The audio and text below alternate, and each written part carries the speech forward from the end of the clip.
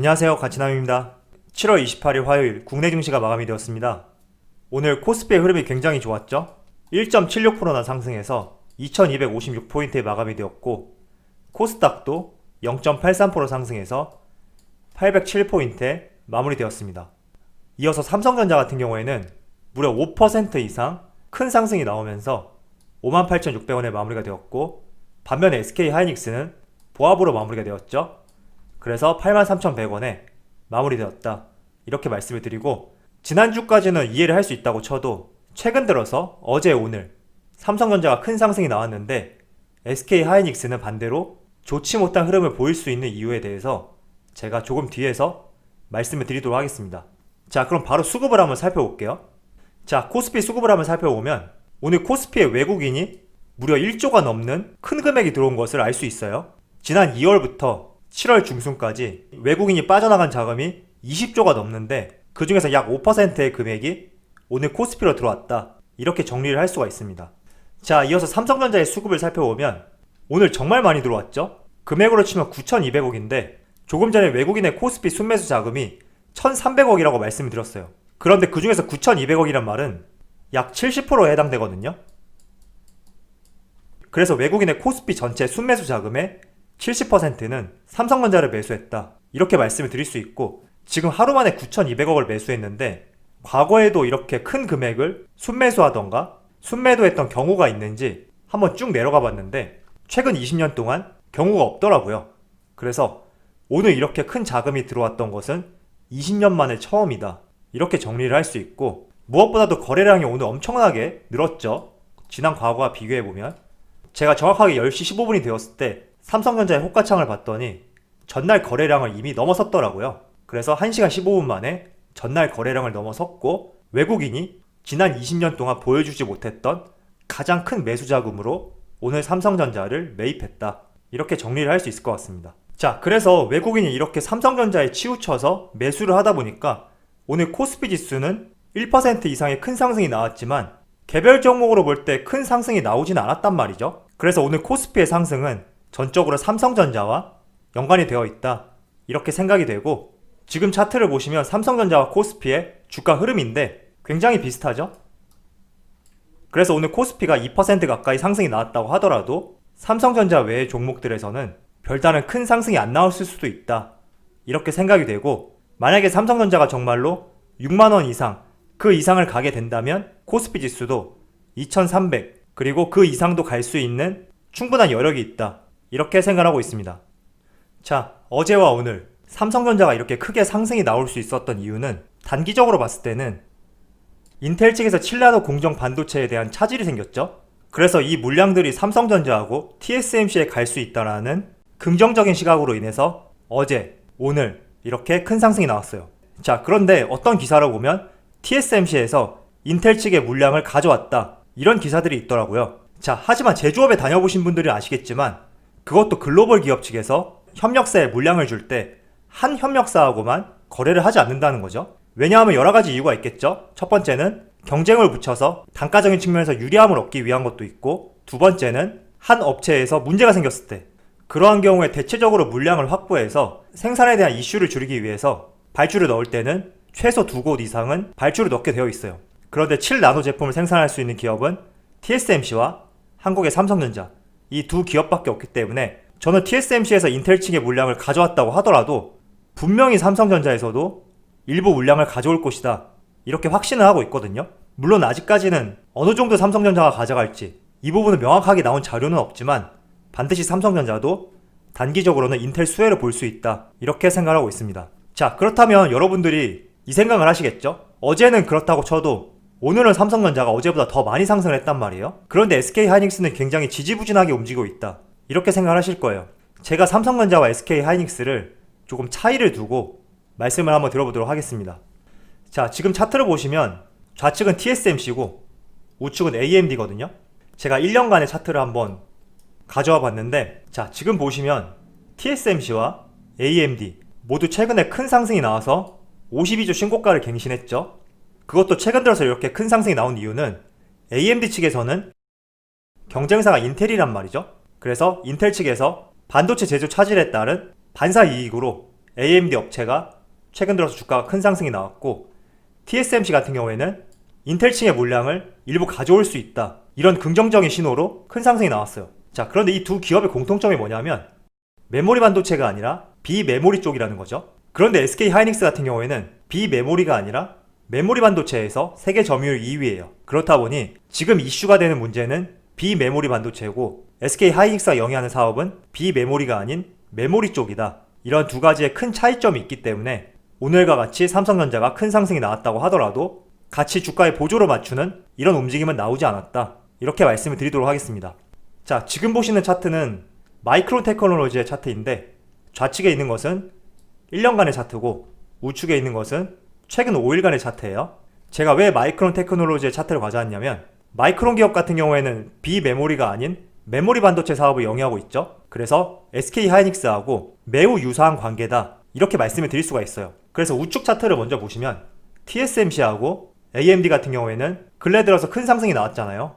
그런데 마이크론 테크놀로지 같은 경우에는 5일 동안 상승이 나오지 않았죠. 그리고 1년간의 차트를 보신다면 물론 코로나 때문에 큰 하락을 보였고 일부 상승이 나오긴 했어요. 그렇지만 마이크론만 이런 흐름을 보인 것이 아니라 어느 기업이든지 코로나 이후로는 일정 부분 상승을 했단 말이죠. 그래서 최근 주가도 보면 코로나 직전인 전 고점을 돌파하지 못하고 있죠. 이런 차이점이 있기 때문에 삼성전자가 오늘 상승했다고 해서 SK 하이닉스는 왜 상승하지 않을까, 이렇게 연관지어서 생각하는 것은 단기적인 측면으로 봤을 때는 조금 무리가 있다, 이런 말씀을 전해드리도록 하겠습니다. 그래서 AMD, TSMC 이 두 기업과 다르게 마이크론 같은 경우에도 최근 들어서 상승이 안 나오고 있죠. 이러한 것처럼 SK 하이닉스와 삼성전자도 이 차이로 인식을 하신다면 조금 더 이해를 하시는데 도움이 될 거라고 생각하고 있습니다. 자, 참고로 말씀드리면 인텔 같은 경우에는 2020년 상반기 기준으로 반도체 매출이 전 세계 1위예요. 2위가 삼성전자고 3위가 TSMC이기 때문에 단기적인 측면으로 볼 때 인텔의 물량을 가져온다는 것은 큰 호재로 작용이 될 수 있다, 라고 말씀을 드리도록 하겠습니다. 자, 그런데 여러분들도 아시겠지만 삼성전자가 어제 오늘 크게 상승을 하고 있잖아요. 이게 모두 인텔과 연관이 되어 있다, 이렇게 보는 것은 조금 무리가 있다고 생각하고 있어요. 제가 어제도 말씀을 드렸지만 삼성전자는 7월달부터 외국인이 꾸준히 매수를 하고 있던 종목 중에 하나였어요. 그렇다는 말은 이제는 외국인의 입장에서 삼성전자를 긍정적으로 바라보고 있었다, 이렇게도 해석할 수 있고, 이 와중에 단기적으로 좋은 소식이 들려서 이번 주에 큰 상승이 나온 것이다, 이렇게 이해를 하시는 것이 더욱 좋을 것 같습니다. 자, 오늘 같은 경우에는 모더나에서 코로나 백신 3상 시험에 돌입을 했죠. 그래서 8월 이후부터는 코로나 백신, 치료제 이런 부분에 힘을 입어서 경기가 다시 살아날 것이다, 이런 긍정적인 측면이 더 강하다고 생각하고 있고, 뿐만 아니라 달러 인덱스 지수도 계속적으로 하락하고 있죠.